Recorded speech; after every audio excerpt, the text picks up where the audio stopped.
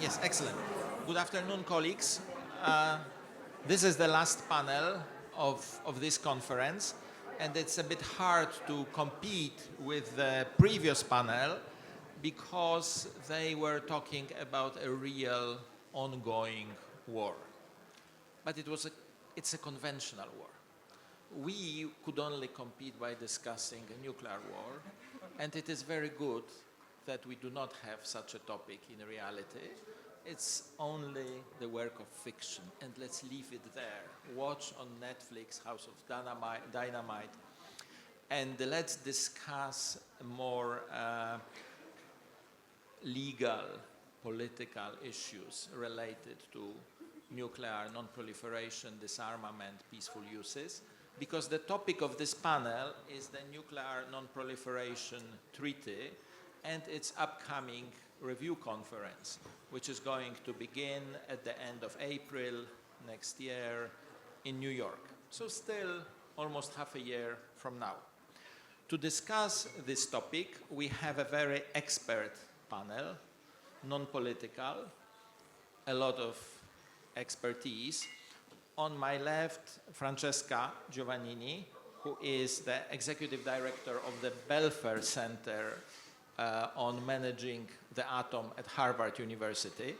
She is also running the courses there on nuclear deterrence and geopolitics of technology and has a doctorate from Oxford University. Next to her, Jana Baldus, a policy fellow at the European Leadership Network, but previously at the Peace Research Institute in Frankfurt, the famous PRIF, very much part of the EU Non-Proliferation Consortium, and also her PhD is from Frankfurt. Last but not least, Olamide Samuel, who represents the Open Nuclear Network in Vienna. He's a former special envoy for the African Committee on Nuclear Energy, AFCONE, with a PhD and master's degree in security, intelligence, and diplomacy from the University of Buckingham. For those I haven't had the privilege of meeting, my name is Jacek Bylica, and I am a foot soldier in the long trenches of diplomacy.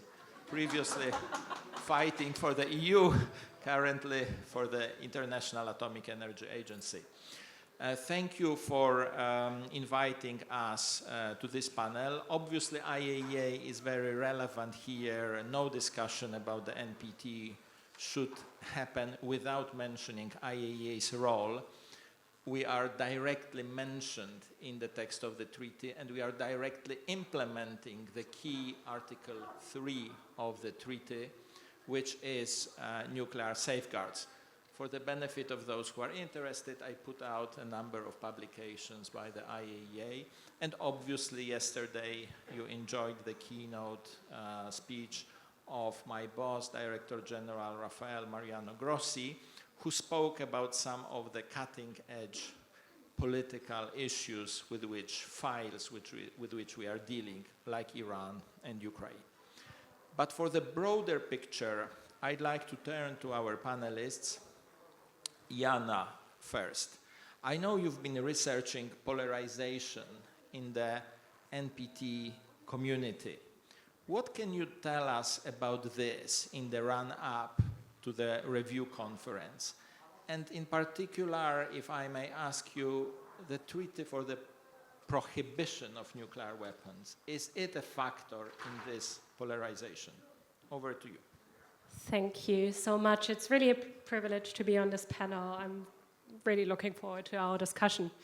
I start with perhaps with a short warning that I'm going to talk a lot about disarmament, even though that has somewhat become a cursed or a forbidden word in the current environment, and I beg you to bear with me on this, because in the context of the NPT, this is still incredibly important. So the NPT has always rested on a delicate balance. This means trying to bring together profoundly different perspectives on nuclear weapons whether they are seen as a necessity for national or global security, as unacceptable threats to global security, or as something the treaty should eventually make obsolete. So these differences have always been there. But over the past years, lines have become sharper, and we're seeing a steady polarization within the NPT membership, a drifting apart of positions about threat perception, security logics, and different normative priorities within the NPT. This shows up in even sharper divisions between basically camps within the NPT, also in fragmented coalitions or bridge-building initiatives, and then, of course, the growing difficulty to find consensus or compromise. Now, of course, this all is happening in a difficult geopolitical context that we heard discussed just now in the previous panel, and especially the deterioration of relations between nuclear weapon states, which will, of course, dominate the discussions at the next review conference. While this is understandable, this can also be risky because this can narrow the space for discussion, especially reducing the space for discussion on disarmament, which could reinforce long-standing frustrations among non-nuclear weapon states and basically sideline their security concerns, the security concerns of a majority of states within the NPT community. So states ahead and at the Revcon need to take these divides very seriously, not just as a background noise, but as an issue that, if left unaddressed, could further entrench mistrust and stall the regime. So I'm going to turn a bit what's underlying this polarization, and of course coming to the TPNW as well. So we all have heard that many non-nuclear weapon states have long felt that their voices are not being heard within the NPT regime, that they have felt excluded from meaningful discussions about the NPT's priorities, especially when it comes to disarmament progress. And the TPNW has very much emerged from this frustration, even though this is of course only part of the story. But the TPNW basically gave non-nuclear weapon states a new platform to express dissatisfaction and to push forward their own priorities. Now, the TPNW as such did not create divisions within the NPT or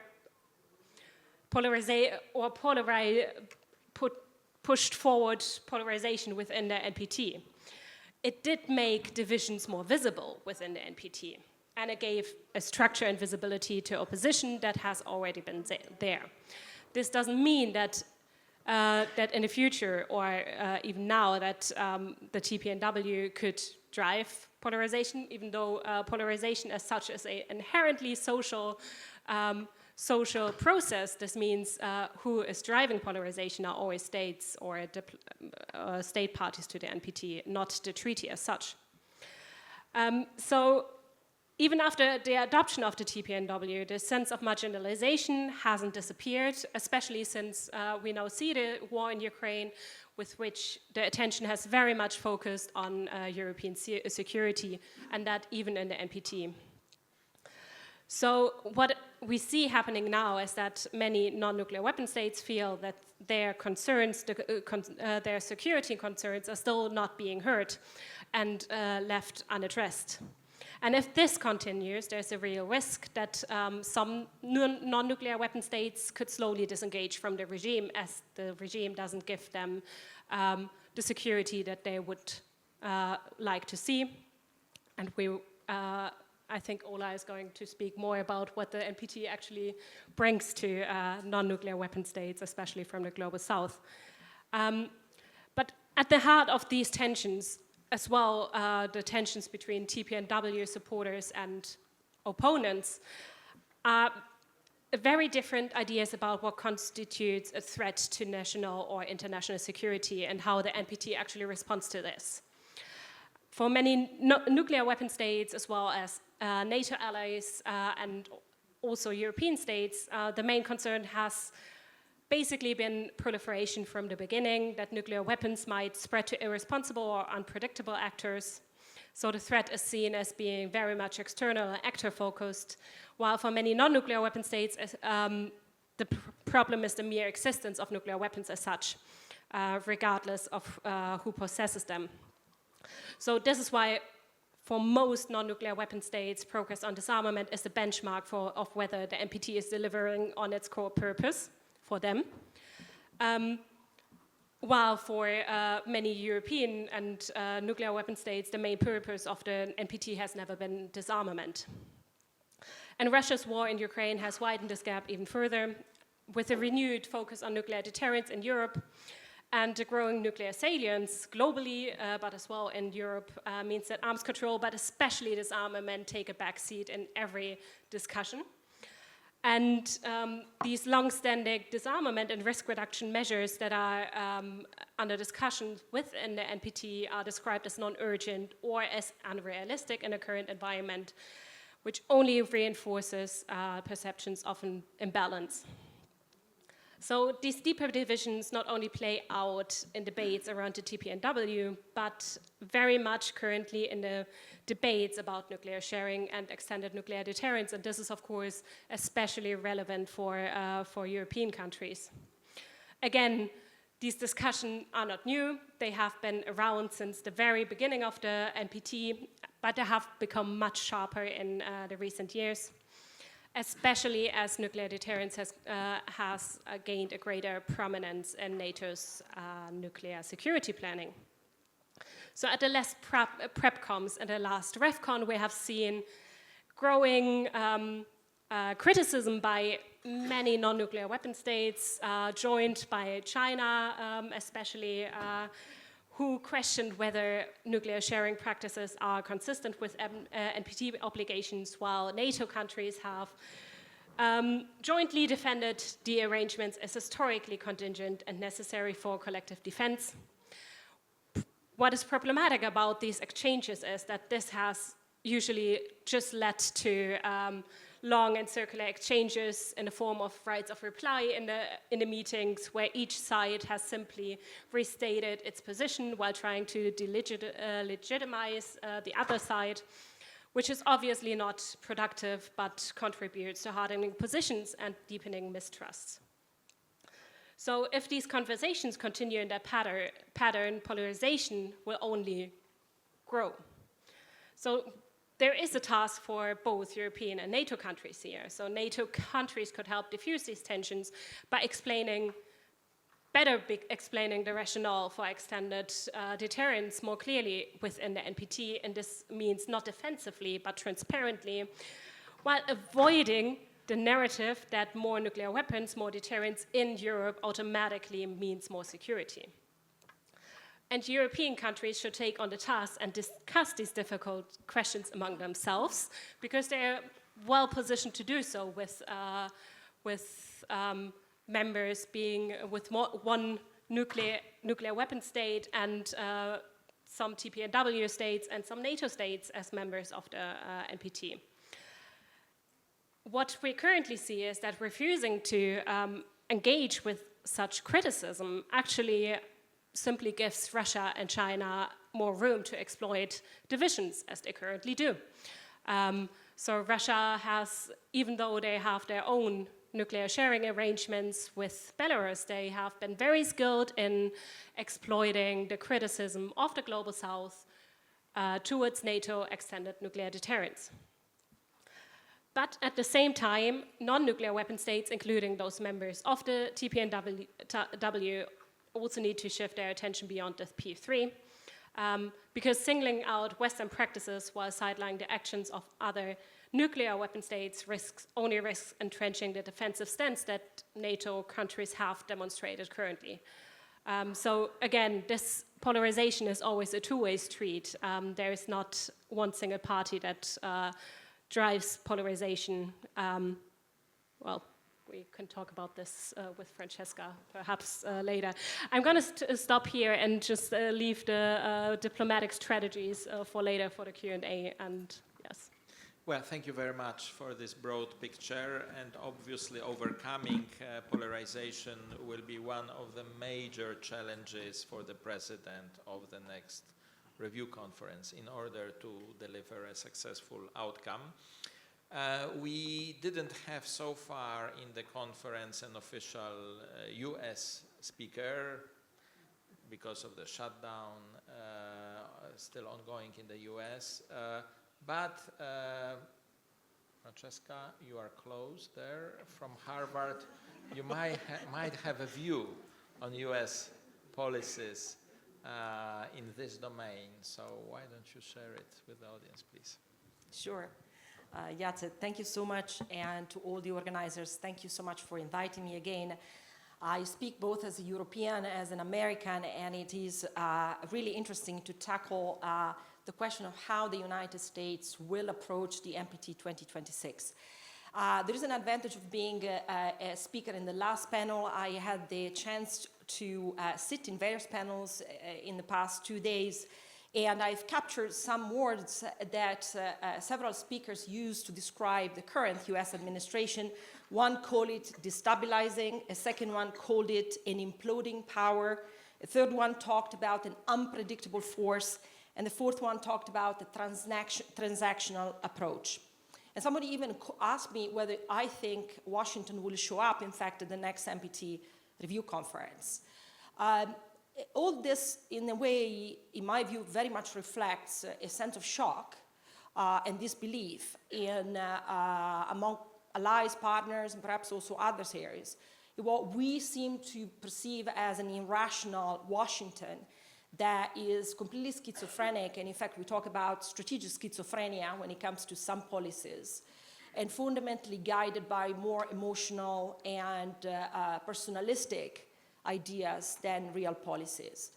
My job in the past 10 months has been actually to travel around, especially European capitals, and to try to explain that what it looks like an irrational behavior actually is underpinned by significant conceptual ideas and beliefs, and a really major shift in American perception of world order and international affairs. And for that reason, let me also address a question that I'm sure many of you would probably ask, which I've always been asked, which is, do you think President Trump is just a blip in the American foreign policy, but American foreign policy will come back to be, what we know, or do you think this will endure? And if you take seriously what I'm about to say, I think these conceptual shifts are real. And therefore, after Trump, this is not going to change very much. It might change in process, but it might not change in substance. So let me just outline a few concepts, because I think the way in which we should think about policies first is to think about the principles that guide those policies. The first one is, for quite some time, the United States has come to believe the international liberal order and the American design world order simply has not paid off for the United States. You hear a lot of policymakers saying that this was not the world we had in mind. This was not the world we wanted to live in. And despite American efforts and American investments, this world has turned out to be a completely different gamble. And therefore, the international liberal order, in a way, does not reflect American interest and priorities. What the Americans thought was cooperation turned out to be free riding among allies and partners. What was economic interdependence turned out to be supply chain vulnerabilities. What could be diversity turned out to be, in reality, Western weaknesses in front of countries that are way more homogeneous. And once you call into question whether the international liberal order in fact paid off for American interest, one concept that has been in particularly under scrutiny is the concept of arms control and nuclear restraint. And you hear many from the left and the right arguing that arms control just had backfired. The Americans didn't get much. Yes, they got some temporary stability, but fundamentally they didn't change the nature of international relations, and even more, they didn't change the nature of Russia at all. So despite of the fact that we've worked with the Soviets for 25 years, here's Russia. And so the belief is these arms control tools that everyone talk about in a naive way, if you allow me. When I hear saying deterrence and arms control, I argue, are we sure the Americans are still there? Because there is a real sort of contestation of what arms control has been for the United States across the last few decades. By calling into question arms control, the Americans also call into question two other concepts. The first one is the concept of reciprocity. There was a belief that if we restrain ourselves, if we are more transparent, if we are engaging more, then Russia and China will follow suit. I think this administration has made clear, in fact, there was a statement very clear from Secretary Rubio, that reciprocity is dead, that the belief for the United States is even if we restrain, they won't. So reciprocity, in a way, is no longer applicable. And the second concept that has been called into question is the question of transparency. For a long time during the Cold War, we believed that more disclosure of information, more counting of weapons, more reciprocity and verification, and more trust building. I think this is pretty much gone. And you will hear in a second when I talk about one of the statements that the Americans make in preparation for the NPT, that the overall idea today and the new game in town is opacity and ambiguity, in order fundamentally to match what they see is Russia and China opacity and ambiguity. The second principle that I often talk to my European colleagues about, and I hear often in European capitals, is that the United States is concerned about China creating an alternative order. And I think this analysis is flawed. Americans don't care what world order is going to be created. What the Americans care about is to be on top of the food chain. So this old order, another world order, that is perfectly fine. And if you were that sure that Americans were so committed to this American design world order created in 1945 with very specific worldview, which was a liberal, globalism, liberal internationalism, which is not certainly what the United States is driven by today. But if you believed in that world order, how would you then explain that the United States has consistently in the past 10, 15 years dismantled most of the infrastructures they actually created? From the World Health Organization to UNAIDS to USAID. So it's obvious that this project is no longer something that reflects American interest. And I want to be clear here. The Americans are not concerned about an alternative world order. In fact, they might welcome it. What they care about is their American leadership in that world order, which is very fundamentally different from the perception we have. What does it then mean in terms of nuclear? Well, in terms of nuclear, there is a fundamental shift, which in my view also has not necessarily been discussed appropriately. During the Cold War, the idea was stability through vulnerability, mutual assured destruction. We were accepting, in a way, to be vulnerable to the Soviets' nuclear arsenal. We tried to escape it, but that was pretty much the game in town. It was mutual assured vulnerability. From 2001 on, the new strategy of nuclear deterrence and conventional deterrence for the United States is stability through dominance, through primacy. How do you stabilize the system? Is by being so far ahead that you are not going to be challenged. And it is fundamentally different between stabilizing through vulnerability and stabilizing by primacy. The third principle, let me say, it's something you won't like. So in a world order that is in transformation, how do you achieve stability? For many, many years, the United States has rejected the concept of spheres of influence. But this is no longer true. Now, they're not going to say it like this, right? They say, look, great powers have a certain type of responsibility. Maybe we can be the guardian of, certain type of policies. But increasingly, and there have been actually an article very recently on Foreign Affairs that talk about Yalta 2.0, right? The overall idea here is how do you see sphere of influence? I give you two examples that might escape a little bit maybe the discussion here. If you see what the United States is doing in South America today, is very clear indicator that the United States is back in their neighborhood as a regional hegemon. If you look at what they are doing with Venezuela, there is a very clear assertion of the Monroe Doctrine and the idea that here, this is our garden, and we will protect it against external interferences. But the use of force that you have seen increasingly selective with this administration, but also others before, over the Houthis, for example, Iran, suggest very clearly the idea that, look, these great powers have to take care of these regional issues, right?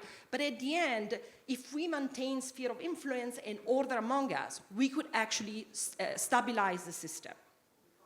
In all this, and I'm not going to answer this question while I'm talking, I just want to flag that there are real implications for allies and partners, right? Where do we fit into this idea of sphere of influence? Now, let me just close very briefly with how I think the United States will show up at the NPT 2026. First, one thing to remember, it's not a justification, but I think it's important to say, the Department of State has undergone huge radical changes. They've let go a lot of people, and this means fewer resources to prepare for an NPT review conference. They don't have a US ambassador in Vienna, which also means they are cut off in a way from real discussions on safeguards and other issues, and the diplomatic capacities are stretched. So I wouldn't expect the Americans to show up with new initiative and new policy papers that are revolutionary. That is the expectation you should have. Let me also say that there are a lot of important nominations that are still pending, like the Assistant Secretary of State for Arms Control is still not gone under confirmation in the Senate. So they are actually lacking resources that are actually quite vital. But where does the US go with the NPT 2026?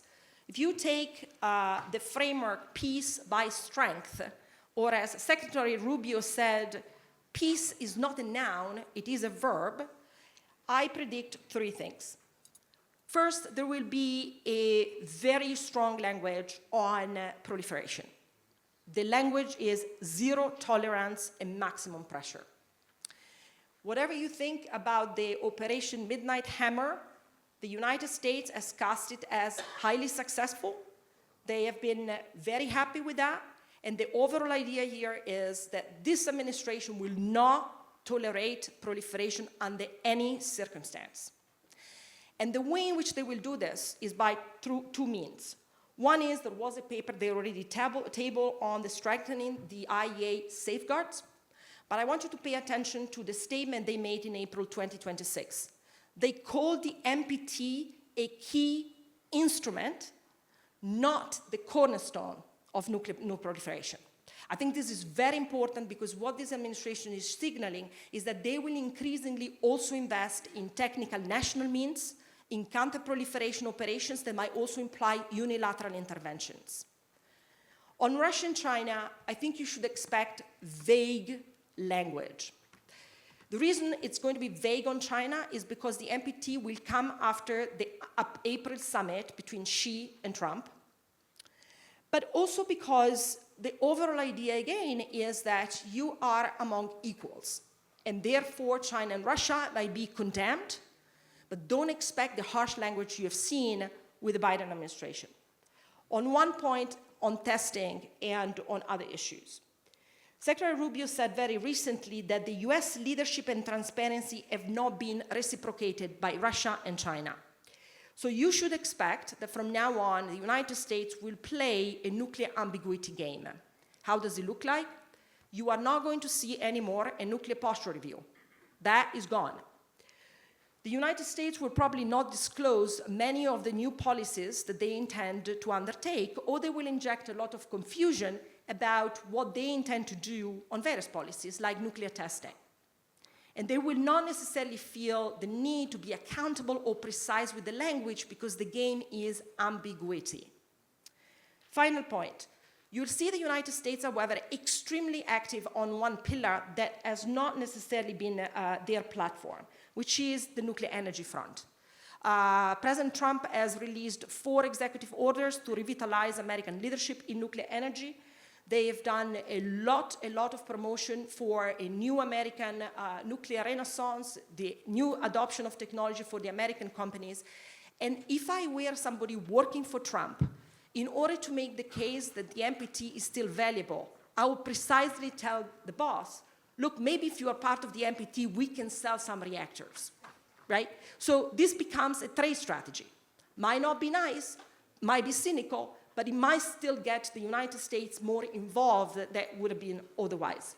The final point is the following. I would prepare to say that in this NPT 2026, the United States will also reconfirm an initiative that was launched under the UN General Assembly, but it was actually not picked up very much by, I think, the public, which was the United States just launched an AI-based enforcement of the Biological Weapons Convention. Why is this important? Because COVID, in the Trump narrative, was also the reason why he lost the elections. And biological weapons, particularly biological risks that might come from China, are considered to him extremely destabilizing for its own domestic constituency. And so biological weapons might be seen as a strategic tool for the United States to show that they are still engaged multilaterally, but with something that actually play in their own strategic interest. Thank you. Well, Francesca, somewhere halfway through your presentation, you said, and now I'm going to say something which you will not like.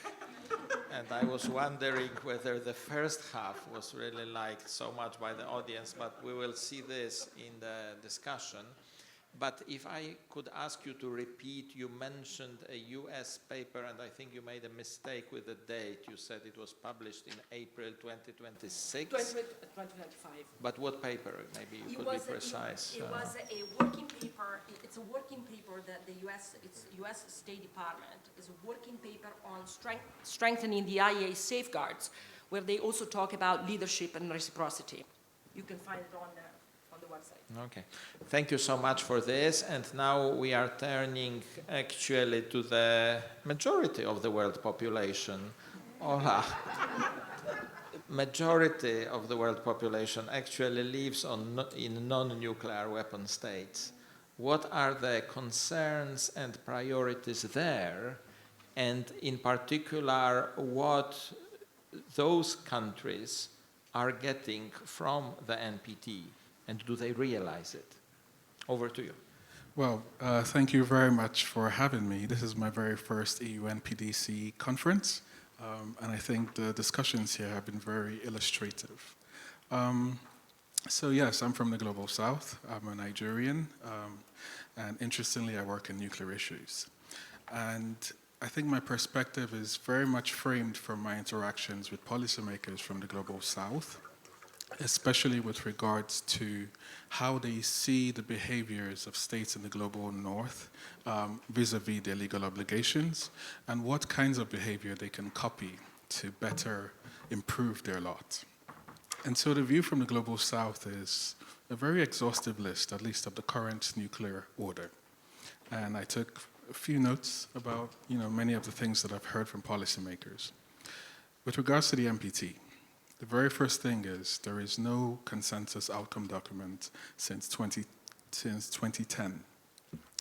And when it comes to the prospects of looking for a consensus in 2026, this is the backdrop that many policymakers and diplomats in capitals in the global south bring to the conference. They're thinking, if we haven't been able to get consensus in 16 years, what is the possibility of finding one now in this security environment? The second is that there's been a lack of progress on disarmament and a lot of lip service to disarmament. Or I would say that was the perspective before many Western states even stopped paying any lip service to disarmament. The third is that there's no accountability for past nuclear testing, especially in many countries in the global south that were the subject of nuclear testing by former colonial powers in the global north. The fourth, and this has been the subject of many discussions in this conference, is new threats of new coercive nuclear threats from depository states of the NPT. So it's quite interesting that we're meant to adhere to rules, rules encoded in the NPT when depository countries of this treaty are blatantly using their nuclear arsenals for coercive gain. Another perspective from the global south is that there are now new tactical nuclear weapons sharing arrangements that aren't even really the subject of discussions in the NPT, in the cornerstone treaty that is meant to talk and discuss issues that relate to the increasing nuclear risks in our security system. There's hardly any conversation about this new tactical nuclear weapon sharing, and I'm referring to the one happening in Belarus.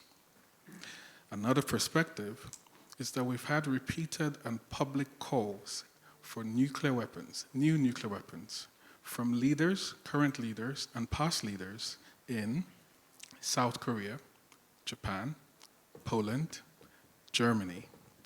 And we've also had open calls for nuclear weapons from parliamentarians in Sweden and Finland, where in this case they were latching on to Friday the Khmer's calls for nuclear weapon sharing with France by saying, hey, the Nordic states can actually support this by developing a Nordic nuclear weapons fund. These are the lessons that are being learned from the Global South. And I think the overall context of international security is framing the way in which global nuclear order is being performed. And I think the main lesson is that there is really no recourse to international law. There's really no adherence to a rules-based order. And I think this has been a subject of repeated discussions in this conference. I think yesterday, Elena Sokova highlighted something that wasn't really picked up on, and that was the increasing salience of nuclear weapons. And I think this encapsulates exactly the perspective of Global South countries today with regards to nuclear weapons. And the short lesson is nuclear weapons are really, really good for security and sovereignty, because those that have these nuclear weapons refuse to discuss any prospects of giving them up. And those that are outside the NPT, the so-called N9 or the outside N4, seem to have their sovereignty protected much better than states that gave up their nuclear arsenals in respect of a rules-based order. So this is the lesson that many policymakers in the Global South are learning. And it's quite illustrative that last year I was speaking with a presidential advisor who relayed a question to me. He said, Ola, you're a nuclear guy from Nigeria. How can we buy nuclear weapons? And I had to explain to him, first of all, your country is a member of the NPT, your country is a member of the TPNW, and you can't buy nuclear weapons. But the underlying logic, this is a presidential advisor that wants to improve the national security interests of his state. And so he thinks nuclear weapons are good because now Trump is threatening to invade Nigeria, Trump has threatened South Africa many times over, but you don't hear any threats from Trump to invade Pakistan. There's a reason there's a differentiation. And some other Global South states are also learning that you can latch onto nuclear deterrence, probably not by achieving your own nuclear arsenal on your own, but you could sign a security or defense pact with a nuclear weapon state, such as the pact that was signed between Saudi and Pakistan. So I think the increasing salience of nuclear weapons is one undercurrent that we need to seriously consider in this conference and in Western discourses, because the rest of the world is watching. Thank you very much, Ola. And after these three sharp and, if I may, somewhat bitter presentations, let me open up to comments and questions. And I know even if I ask you just to ask questions, there would be comments anyway. So I am inviting both comments and questions, for which we would have, I would say, let's give it some 20 minutes, 15, 20 minutes. And I would please take notes and then address, we would have one sort of a round of replies from the panel. Go ahead. I think I saw, Alan, go ahead.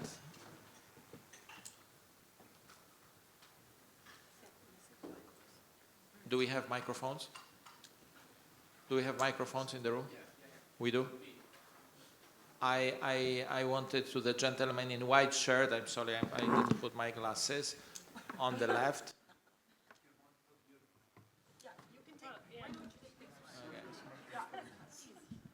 Thank you. Alan Ware, Parliamentarians for Nuclear Non-Proliferation and Disarmament.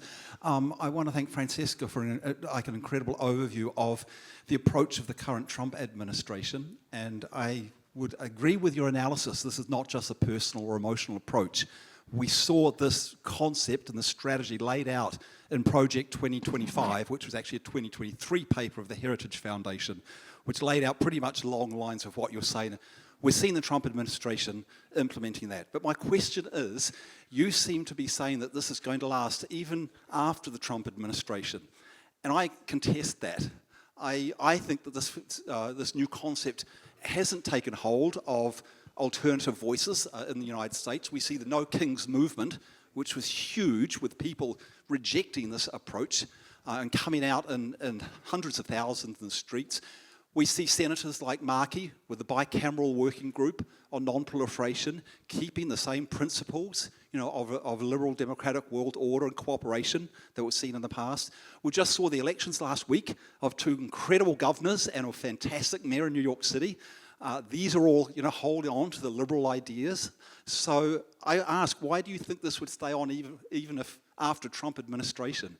Don't you see that in the United States there is actually very strong resistance to this strategic concept that you've been talking about, which has been played out by the Trump administration? Thank you. Thank you very much. And I'm inviting the next first row, please, here. Microphone is coming.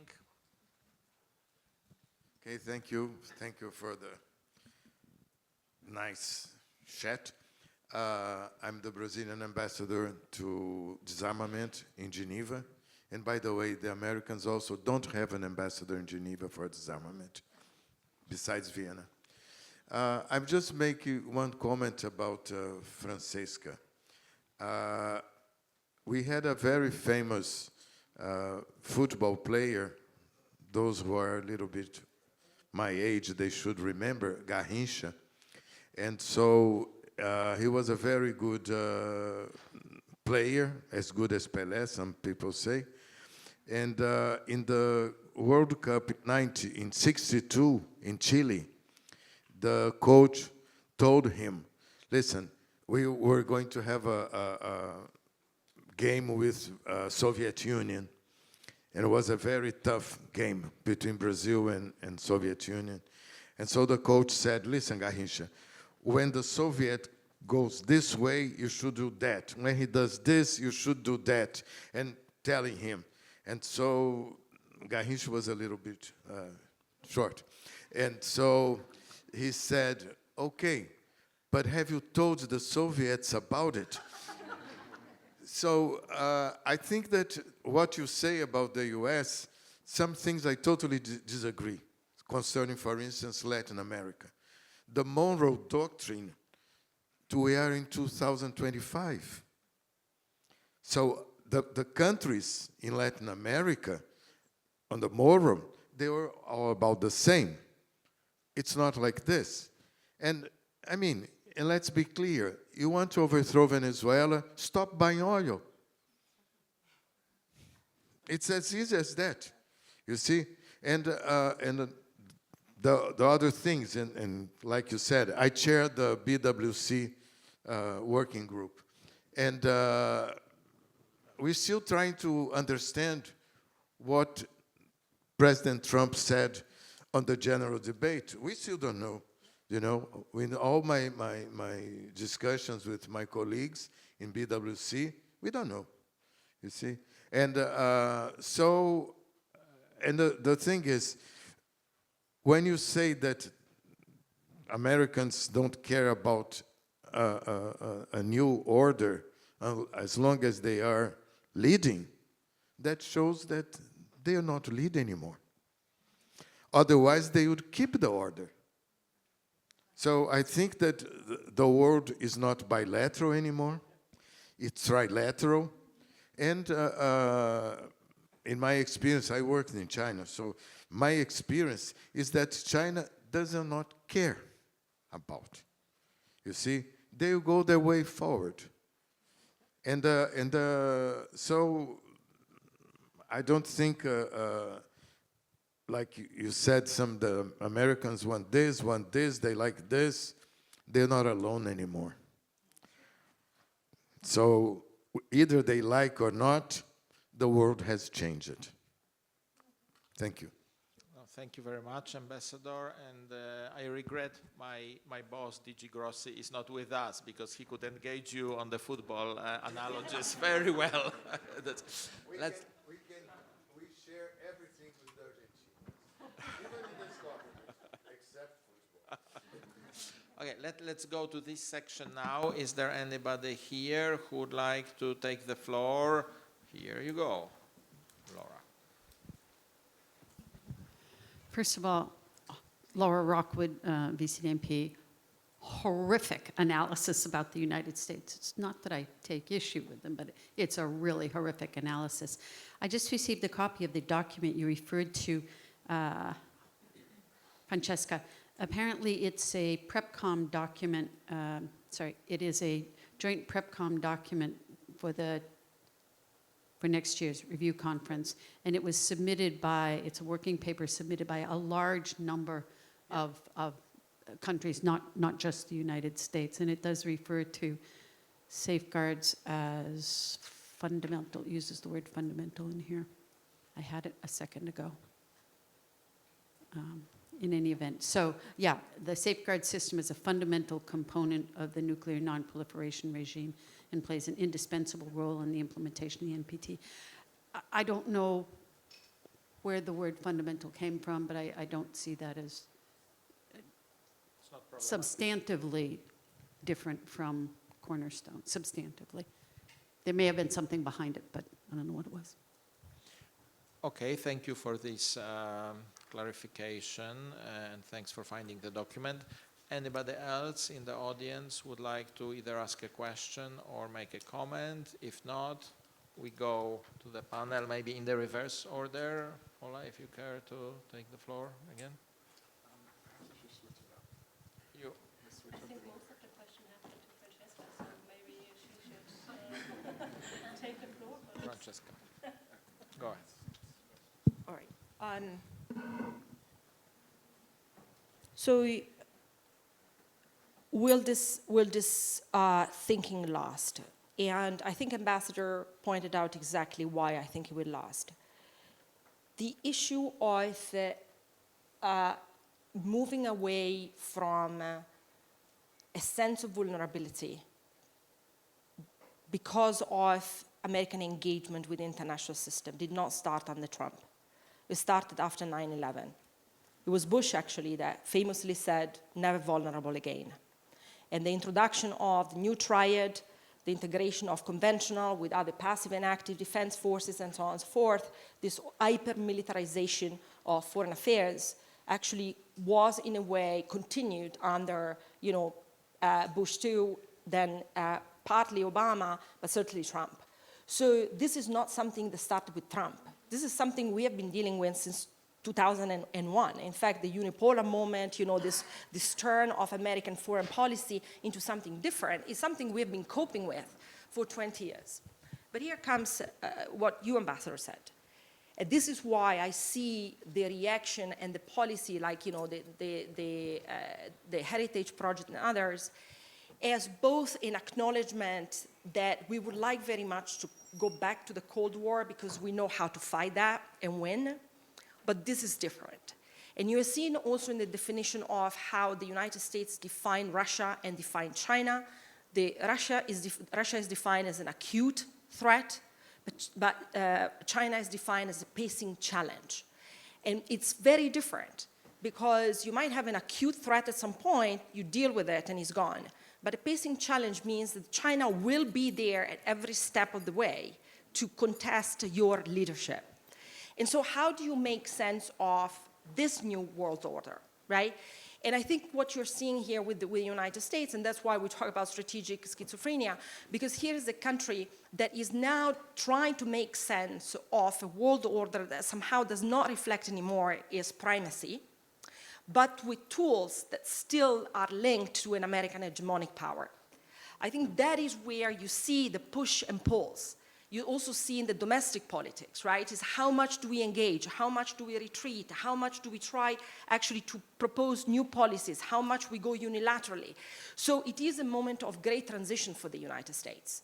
And the way in which we solve this, in my view, is first of all to put in order the domestic discussion, right, that how do we think about America in the 21st century.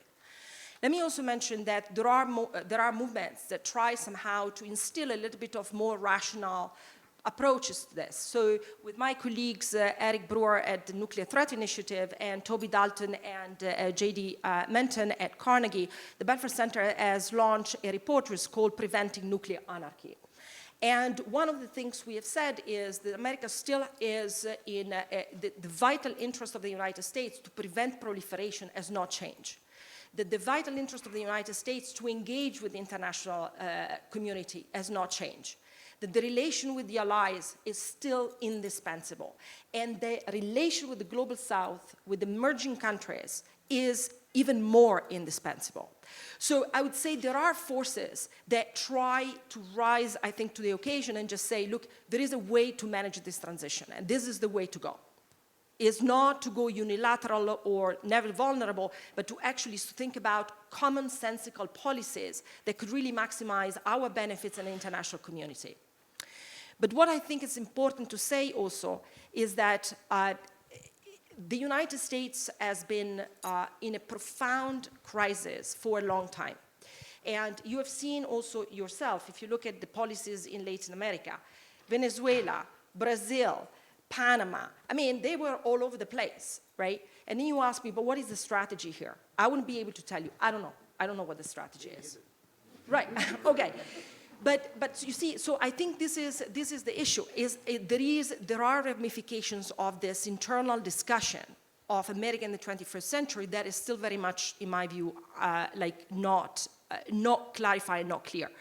The paper that I was referring to, though, Laura, is not the one that they've signed. In fact, there are two papers that they submitted with a group of countries. One is also about preventing nuclear war, like reducing nuclear risk, which is quite bland, but it's interesting. But it is a paper that they themselves has actually released. In fact, it's not even it was the statement at the NPT Revcon, I want to say. It was April 2025, and there was in fact, is a speech that is available where the United States talk about the NPT as a key instrument, but not the cornerstone of nuclear non-proliferation. And I picked up on this, I'm not a lawyer like you, but I felt like there was a sense here of signaling that maybe there are other instruments they're thinking about.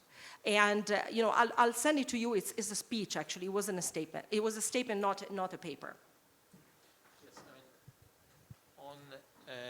I mean, on having a variety of tools, if I may reach to history of previous Republican administrations, proliferation, security, doesn't work? Okay, sorry.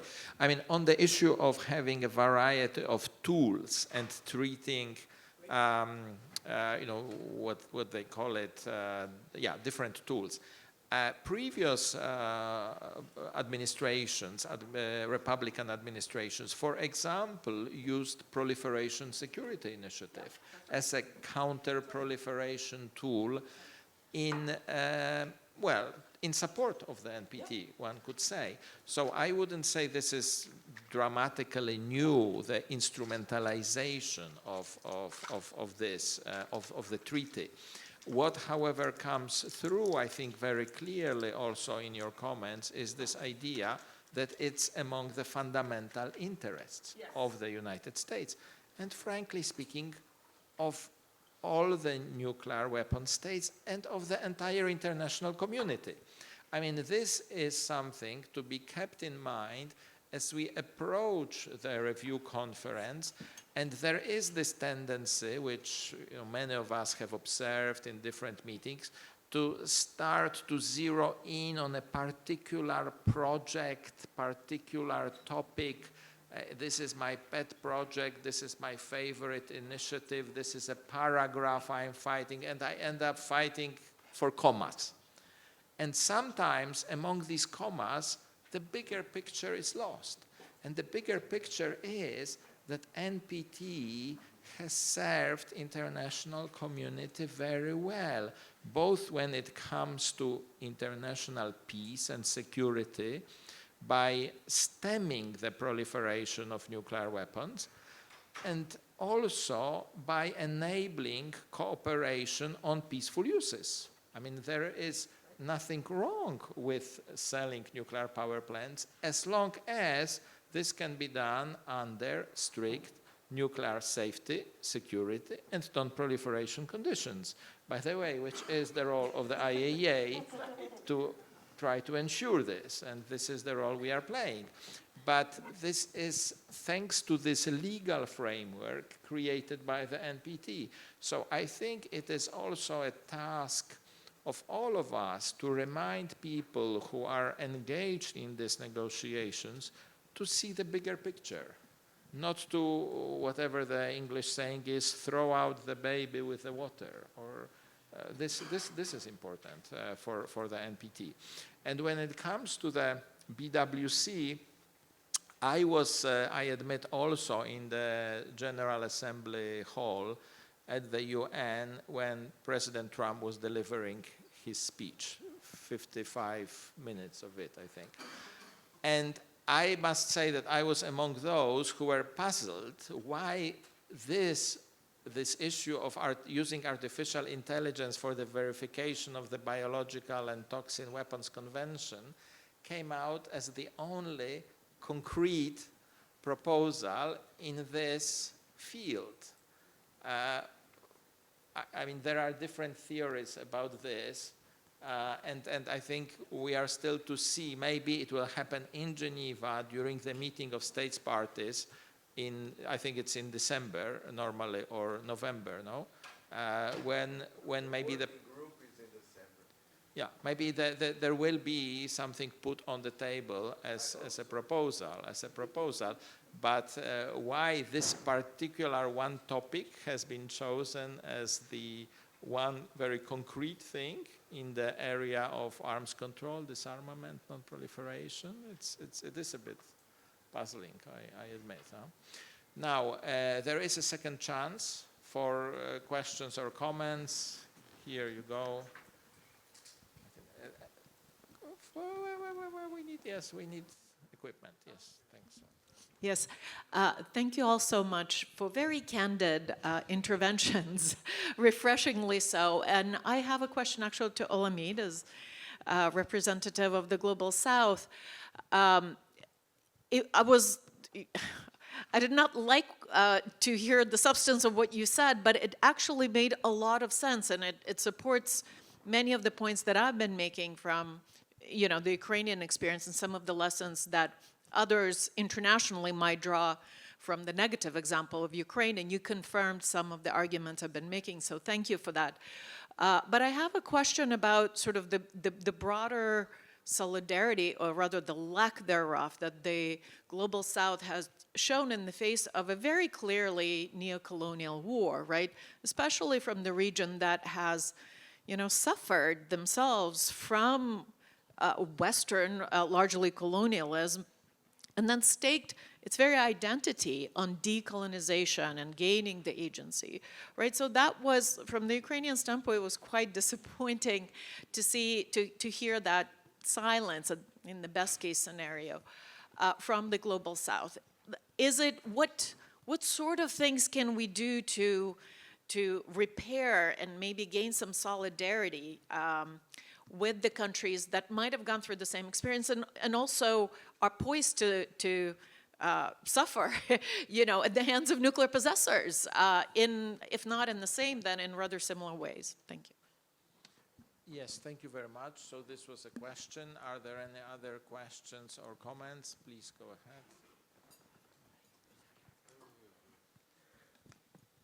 ahead. Thank you. Indeed, a very interesting and very candid discussion.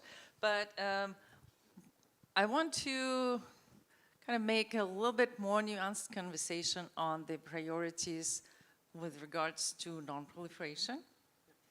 Because one thing is proliferation by, say, Iran or somebody like that. And then we've heard a lot of language regarding, you know, why don't other countries, I don't know, several of them were mentioned, are allowed then now to get their own nuclear weapons. So that is one nuance.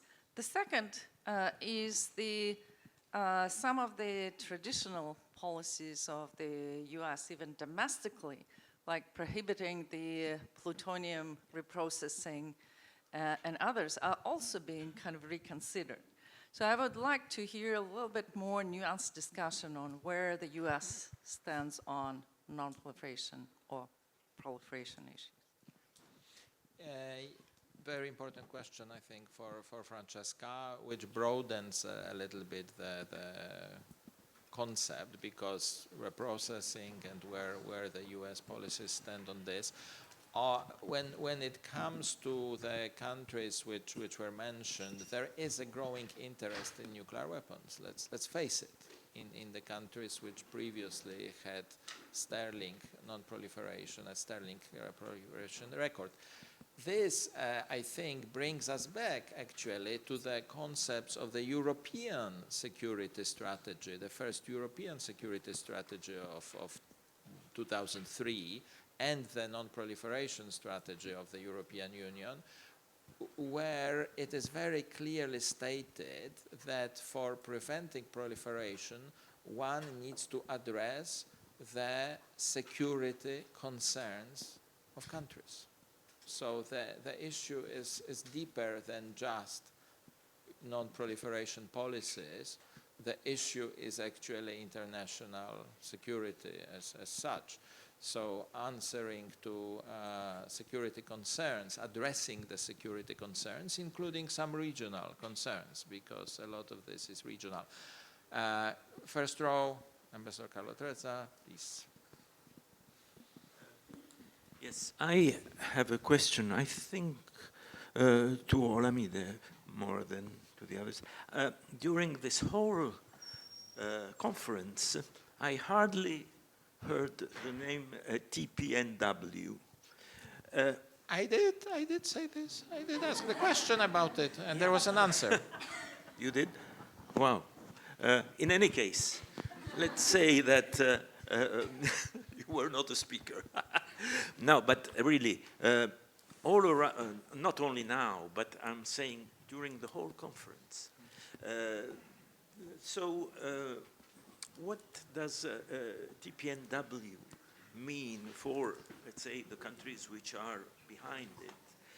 And I always expected that within the framework of the NPT review process, there would have been a clash between the TPNW countries and the non-TPN. And this never took place. I'm surprised by that. Thank you. I'm very tempted to answer this question, but I won't because it comes from my experience as having led EU non-proliferation, disarmament, and arms control policies at the time when the TPNW was being negotiated. Okay, any other questions or? No, because I think seriously speaking, TPNW, and I think Jana addressed this issue, it isn't the problem that it appeared to be for the NPT at one point. It's not like the main problem any longer. But I think, Ola, this time you cannot avoid answering. Question was yes. addressed to you. Go ahead. I'll combine, interestingly, I would actually combine my response to Mariana with my response to Carlo. And thank you very much for raising that up. I think on the initial point on the lack of solidarity with Ukraine from countries from the global south having gone through the painful experiences of colonialism, there's two, I think, underlying factors. The very first one, I think, is the sort of relative experience of global south countries vis-a-vis invasions, occupation, what have you, by neo-imperialist countries in recent memory. There was a lot of discussion around, solidarity not necessarily being expressed to Iraq, Afghanistan, many of these other countries that also faced, militarized invasion. And I think this just reflected a sort of familiarity with existing in the international security system as a post-colonial country. That was one thing I think that didn't necessarily allow for the sharing of empathy initially. But I think there's also an underlying factor in the nuclear sphere that actually helped to maintain this lack of solidarity. And it's actually tied to the very first question from Jacek that I forgot to answer about what states gain from nuclear order, global South states gain from nuclear order, is when you look at the prioritization of interests of states from the global South in their participation in the NPT and even the TPNW, we always consider global South participation to be, premeditated on trying to get disarmament, trying to have the security of a non-proliferation order, and then peaceful uses of nuclear energy is sort of a sprinkling on the top. But if you look back historically at the nature of global South engagement with the nuclear topic, going back to the 1955 Bandung Conference, there was a declaration at the end of the conference that mentioned disarmament in the annexes of the document. But in the main document, these countries were talking about nuclear energy, or atomic energy as it was called back then, as the harbinger of development. And this is a sentiment that has, been retained in the NPT, and many global South countries are participants of this treaty because this is the only treaty in the world that guarantees access to a technology through Article 4, inalienable rights to nuclear energy. And so the participation of global South countries in this theater is to maintain this guaranteed access. And this is something that then spills over into the TPNW. But before I get to the TPNW, this nuclear energy access hope for global South countries is something that Russia has capitalized seriously on. Even after the war, we're still seeing a lot of countries that should be in solidarity with Ukraine signing up, so many nuclear agreements with Rosatom without thinking too much about it. And this is something that the US and the UK also try to counter by focusing on Pillar 3 of the NPT, nuclear energy for development. The IAEA has been focusing on non-energy applications of nuclear technologies. And this is something that is based on the hope of getting the global South countries on the Western side because they've seen how effective Russia has been using nuclear technologies as a political joining point, for lack of a better term. And then to TPNW. Again, this prioritization takes place in the TPNW, but it's less overt. Now, again, there has been hopes for nuclear disarmament through Article 6 of the NPT, and many states went out of the NPT to then sign on to the TPNW. But then many Western TPNW supporting states are actually very much against nuclear energy. Austria is one of the few countries in the West that actually has a constitutional ban on nuclear energy, right? But in this same treaty, in the TPNW, many global South states fought for the inclusion or preservation of Article 4 rights from the NPT in the preamble of the TPNW. And there you can find it stated that nothing in this treaty shall be interpreted as affecting the inalienable right of states to develop, research, production, and the use of nuclear energy for peaceful purposes without discrimination. So we see that the TPNW is a continuation of NPT politics, just with a sharper disarmament slant. But the fact is that nuclear order, from the perspective of global South states, is really about selling reactors, because these states, their security concerns are primarily developmental, and where these interests intersect with global North issues, this is where you can find A, the lack of empathy with states in the North because, again, nuclear reactors, and B, pushback against Western states that are against nuclear energy completely in the TPNW by enshrining Article 4 rights from the NPT in the TPNW. So it's a relatively complex kaleidoscope, but I hope I've been able to offer some clarification. Thank you very much. Olayana, you want to say anything? 2 sentences this time or not? I actually come back to both of the questions there too, because I think there's a second issue where Ukraine has so much potential to work with, even on disarmament, with a lot of global South states. This is negative security assurances. This has so long been a claim by so many countries of the global South. And Ukraine is well positioned to actually lead the work on this, to say it is important that we have some kind of agreement on negative security assurances for non-nuclear weapon states. And I think, this is not just Ukraine. I think the whole of European Union should actually lead work with Global South on this to get some progress on this, because this is important. This is the security concerns of non-nuclear weapon states and their security assurances against nuclear weapon states. And then with regard to the TPNW, I think, so I never been surprised that there hasn't been a clash between TPNW and NPT, because those states that have negotiated the TPNW, they're all staunch supporters of the NPT. And I think one of the biggest mistakes that have been made by those critical of the TPNW is making it kind of portraying it as kind of an enemy of the NPT and making it bigger, a bigger problem that it actually is. I mean, for TPNW supporters, it has never been a question whether the TPNW would harm the NPT. This is not a question. And therefore, it was never a question whether this should be fought out in the NPT. So I think I'm grateful that that this hasn't been a bigger issue in the NPT, even though it was certainly tried. So there have been the statements with the compatibility, etc. And it's to hope that this just cedes, because this is not fruitful. I would hope for a better engagement between the two treaties, because the TPNW brings a lot of interesting and fresh ideas to nuclear disarmament and arms control that the NPT so far has not. Okay, thank you very much. We are approaching the end of this panel, but maybe in 2 sentences, Francesca, about the friendly proliferation issue. Elena, so the report that you guys can find is called Preventing Nuclear Anarchy, Belfer, Carnegie, and NTI. In one of these 3 institutions, you can download the report.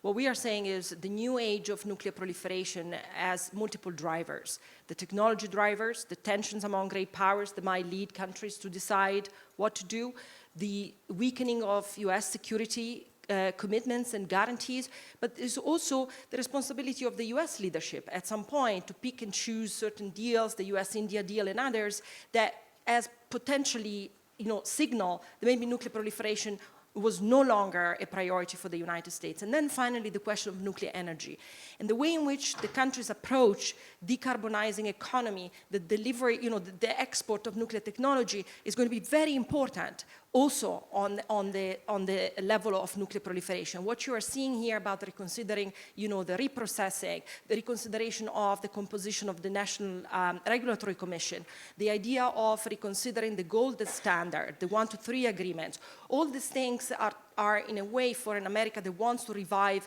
the nuclear energy industry. And what we are saying is you can do both. But it's not in your interest to try to sell and reduce the standards that you have contributed to build in order to win a competition that might actually get you worse off in the long term. So nuclear non-proliferation is a responsibility of everyone. We do have some policy recommendations for the US policy community in particular, precisely to address a potential age of nuclear proliferation. Yes, thank you very much. I have been warned by the organizers that we need to finish on time because a senior United Nations official is going to address this conference, and I think by UN standards we are actually finishing ahead of time. But this panel has been called refreshingly candid. And this compliment came from a participant in another panel. So I think it is of particular value. Let me please ask you to thank the panelists for this refreshingly candid.